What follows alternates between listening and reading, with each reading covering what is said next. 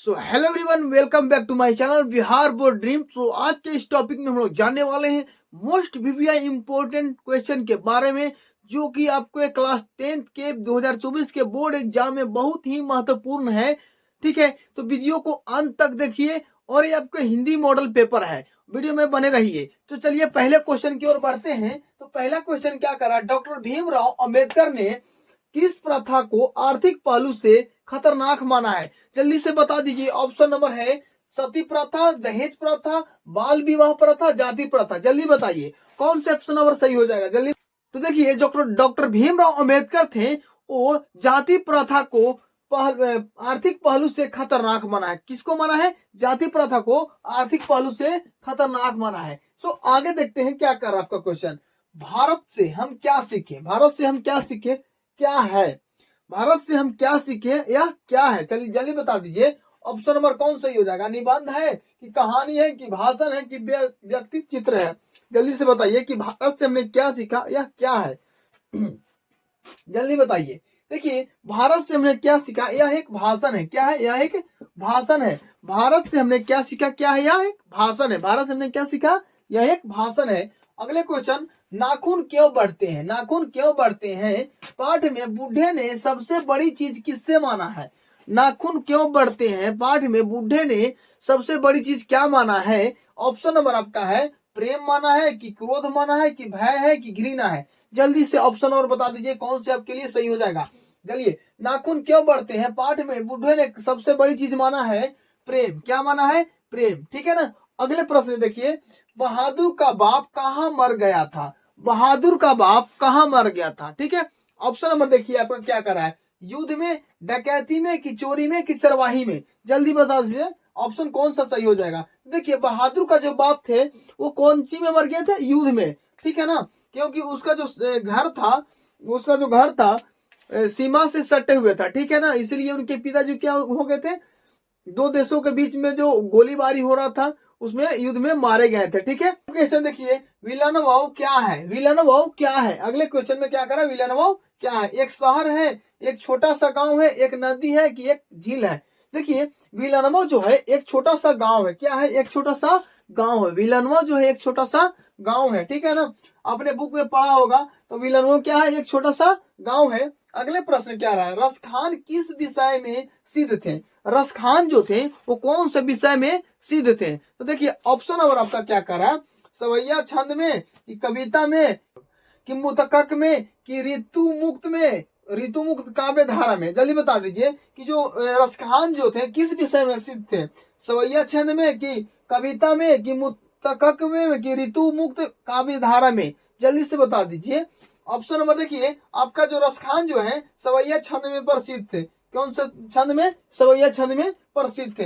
अगले देखिए, मोह आंसुविनी ही लौ बरसे कौन कहते हैं? मोह आंसुवनी ही लौ बरसे कौन कहते हैं? देखिए ऑप्शन नंबर आपका जो है रसखान है कि गुरु नानक है कि घनानंद है कि दिनकर है? कौन कहते हैं कि मोह आंसुवनी ही लौ बरसे? तो देखिए घनानंद जो है वो बोलते हैं कि मोह आंसुवनी ही लौ बरसे। ठीक है, अगले प्रश्न की ओर बढ़ते हैं। आपका अगला प्रश्न क्या कर रहा है, किसके हुंकारों से महलों की नींव उखड़ जाती है? किसके हुंकारों से महलों की नींव उखड़ जाती है? तो पहला ऑप्शन दिया हुआ शासक के हुंकार से, राजा के, विदेशी के कि जनता के? तो जल्दी बता दीजिए कौन सा ऑप्शन सही होगा, कौन सा ऑप्शन सही होगा? जल्दी बता दीजिए। किसके हुंकारों से महलों की नींव उखड़ जाती है? शासक के कि राजा से कि विदेशी से कि जनता से? तो चलिए आपका ऑप्शन नंबर जो डी है सही हो जाएगा, जनता के हुंकारों से महलों की नींव उखड़ जाती है। ठीक है, अगले प्रश्न क्या कर रहा है, कवि को बुढ़ा चौकीदार वृक्ष कहाँ पर मिलता था? कवि को बुढ़ा चौकीदार वृक्ष कहाँ मिलता था? ऑप्शन नंबर आपका है घर के अंदर, चौक पर, घर के दरवाजे पर, आंगन में? जल्दी से बता दीजिए कौन सा ऑप्शन सही होगा। कवि को बुढ़ा चौकीदार वृक्ष कहाँ मिलता था? कवि को बुढ़ा चौकीदार वृक्ष कहाँ मिलता था? तो कवि को बुढ़ा चौकीदार वृक्ष घर के दरवाजे पर मिलता था। घर के दरवाजे पर मिलता था। ठीक है, लौटकर आऊंगा फिर पाठ में कवि कहाँ में लौटने की बात कहते हैं? ये आपका कह रहा है कि लौटकर आऊंगा फिर पाठ में कवि कहाँ लौटकर आने की बात कहता है। ये आपका मोस्ट वीवीआई है। वीवीआई वेरी वेरी इंपॉर्टेंट, ये महत्वपूर्ण है। इसको एकदम याद कर लीजिएगा कि जो कवि है वो बंगाल में लौटकर फिर आने की बात कहता है। कहाँ में? बंगाल में। ठीक है ना, ऑप्शन नंबर आपका डी सही हो जाएगा। ठीक है, अगले प्रश्न, सभ्य समाज की आवश्यकता क्या है? देखिए, सभ्य समाज की आवश्यकता, सभ्य मतलब होता है कुशल, अच्छा। ठीक है ना, सभ्य समाज की आवश्यकता क्या होती है? जाति प्रथा होता है कि श्रम विभाजन होता है कि अनुबम होता है कि दूध पानी होता है? कैसा होना चाहिए सब समाज, कैसा होना चाहिए? सभ्य समाज जो होता है वो श्रम विभाजन होना चाहिए। कैसा होना चाहिए? सब श्रम विभाजन। ठीक है ना, सब समाज की आवश्यकता क्या है? श्रम विभाजन। सभ्य समाज की आवश्यकता क्या है? श्रम विभाजन। अगले प्रश्न देखिए, निम्नलिखित रचनाओं में से कौन सी रचना डॉक्टर अंबेडकर की है? निम्नलिखित रचनाओं में से कौन सी रचना डॉक्टर अंबेडकर की है? द कास्ट इन इंडिया, दूसरा है the untouchable you are they, who are Shudras, चौथा में है इनमें से कोई नहीं। चलिए जल्दी बता दीजिए कौन से जो है भीमराव अंबेडकर के द्वारा रचना लिखे गए हैं। देखिए, इनमें से कोई नहीं है, इनमें से कोई नहीं है। हु आर सुदराज भी नहीं लिखे हैं, नहीं द अनटचेबल यू आर दे लिखे हैं, और नहीं कास्ट इन इंडिया लिखे हैं। ठीक है ना, आपका कौन सा हो जाएगा? इनमें से कोई नहीं। अगले प्रश्न देखिए, गिरधर लाल किसकी फैक्ट्री में काम करता था? गिरधर लाल जो था किसकी फैक्ट्री में किरानी था? जल्दी बताइए। गिरधर लाल मुखर्जी साहब की फैक्ट्री में, सिंह साहब की फैक्ट्री में कि सेन साहब की फैक्ट्री में? जल्दी बताइए कि गिरधर लाल किसके यहाँ काम करते थे? तो देखिए, गिरधर लाल जो थे वो सेन साहब के यहाँ काम करते थे, और वो सेन साहब की फैक्ट्री में क्या थे? किरानी थे। क्या थे? किरानी, यानी क्लर्क थे। ठीक है ना, चलिए अगले प्रश्न कह रहा है, सेन साहब किसके व्यंग से ऐठ कर रह गए थे? सेन साहब जो थे किसके व्यंग से ऐठ कर रह गए थे? तो सेन साहब, पहला ऑप्शन दिया हुआ है पत्रकार महोदय के व्यंग से, मुखर्जी साहब के व्यंग से कि गिरधर लाल के व्यंग से? जल्दी बता दीजिए किसके किसके व्यंग से ऐड कर रह गए थे? तो देखिए, हुसैन साहब जो थे वो पत्रकार महोदय के व्यंग से ऐड कर रह गए थे। ठीक है ना, क्योंकि वो कासू के बारे में कुछ बोल दिए थे। ठीक है ना, वो ई चलते क्या हो गया कि पत्रकार महोदय के बारे में वो ऐड कर रह गए थे, लेकिन कुछ बोल नहीं पाए क्योंकि उनका दोस्त था। ठीक है, भारत कहाँ बसता है? भारत जो है कहाँ बसता है? दिल्ली में के पास बसता है कि गांधी में बसता है कि शहरों में बसता है कि लोगों के मन में?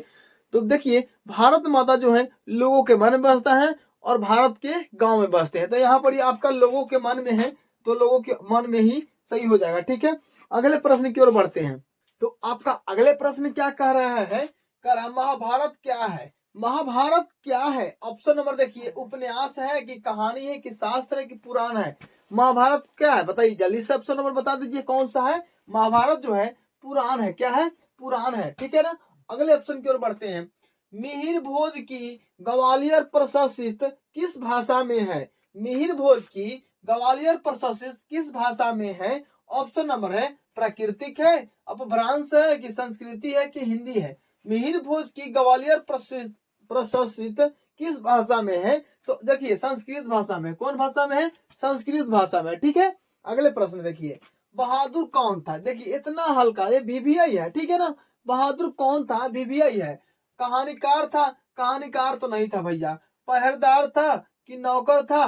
देखिए, आपका पहरेदार भी नहीं था। बहादुर जो था पहरेदार भी नहीं था। ठीक है ना, और फौजी भी नहीं था। बहादुर कौन था? नौकर था। कौन था? नौकर था। ठीक है ना, अब देखिए अगले प्रश्न देखिए, निराला की साहित्य साधन किसकी कृति है? निराला की साहित्य साधन किसकी कृति है?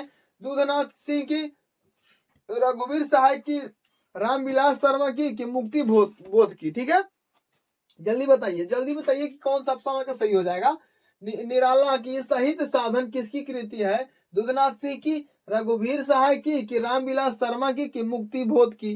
जल्दी बताइए, मुक्ति बोध की। तो देखिए, आपका रामविलास जो शर्मा है इन्हीं का है निराला की साहित्य साधन। ठीक है ना, बिरजू महाराज का संबंध किससे, किस घराने से है? बिरजू महाराज का संबंध किस घराने से है? अब देखिए, लखनऊ से है कि डुमराव से कि बनारस से कि किसी भी से नहीं, इनमें से कोई भी नहीं। देखिए, बिरजू महाराज जो थे वो कहाँ के थे? बिरजू महाराज जो थे वो लखनऊ के थे। कहाँ के थे? लखनऊ के। अगले प्रश्न क्या है? कुमार संगर्भ क्या है?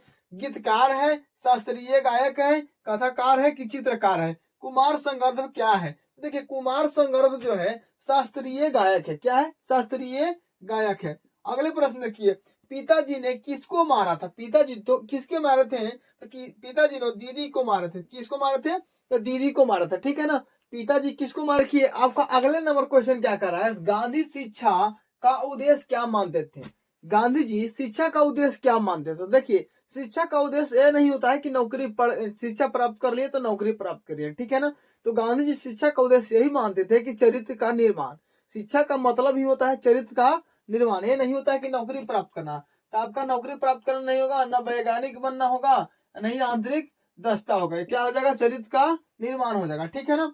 अगले प्रश्न क्या कर रहा है? ब्रह्मा का निवास कहाँ होता है? ब्रह्मा जी का निवास कहाँ होता है? ऑप्शन नंबर दिया हुआ है, समुद्र में, काम क्रोधहीन व्यक्ति में, स्वर्ग में कि आकाश में। देखिए, ब्रह्मा जी का निवास होता है काम क्रोधहीन व्यक्ति में, ठीक है ना। काम क्रोधहीन व्यक्ति में होता है ब्रह्मा जी का निवास। काम क्रोधहीन में किसका निवास होता है? ब्रह्मा जी का निवास। अगला क्वेश्चन, अब गुरु कृपा की महत्ता का वर्णन किस कवि ने किया है? गुरु कृपा की महत्ता का वर्णन किस कवि ने किया है? जल्दी बताइए, ऑप्शन नंबर कौन सा हो जाएगा? पहला दिया घनानंद, रसखान, गुरु नानक, सुमिंदर नंदन पंत। जल्दी बताइए, गुरु कृपा का महत्ता का वर्णन किस कवि ने किया है? तो गुरु कृपा गुरु नानक, गुरु कृपा गुरु नानक, गुरु कृपा गुरु नानक, ठीक है ना, याद रखिएगा। गुरु कृपा से गुरु नानक जी। रसखान को किसने दीक्षा दी थी? रसखान को किसने दीक्षा दी थी?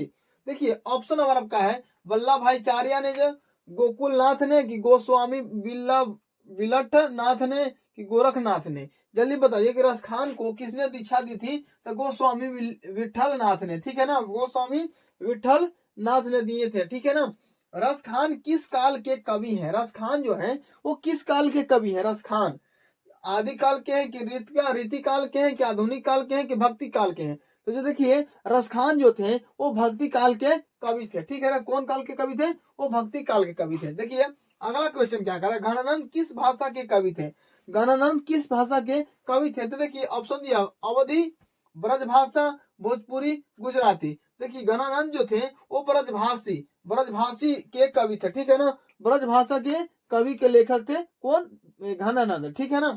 अगला, विदेशी से कवि का क्या तात्पर्य है? विदेशी से कवि का क्या तात्पर्य है? विदेशी ब्रिटेन है, अमेरिका है, फ्रांस है, डेनमार्क है। विदेशी से कवि का तात्पर्य होता है ब्रिटेन। क्या? ब्रिटेन। विदेशी से ब्रिटेन, विदेशी से कवि का तात्पर्य होता है ब्रिटेन। अगला क्वेश्चन, इनमें से कौन नाट्य कृति है? नाट्य, पहला दिया ऑप्शन मानसरोवर, विपथगा, तीसरा है मृगनयनी, चौथा है भारत सौभाग्य। नाट्य कृति बताइए जल्दी से। तो भारत सौभाग्य जो है क्या है? भारत सौभाग्य वो नाट्य कृति है। तो उम्मीद करते हैं दोस्तों आपको वीडियो पसंद आया होगा। अगर मेरा वीडियो पसंद आया हो तो चैनल को सब्सक्राइब करके वीडियो को दोस्तों ज्यादा से ज्यादा शेयर कीजिए। अब मिलते हैं अगले वीडियो में, तब तक के लिए धन्यवाद।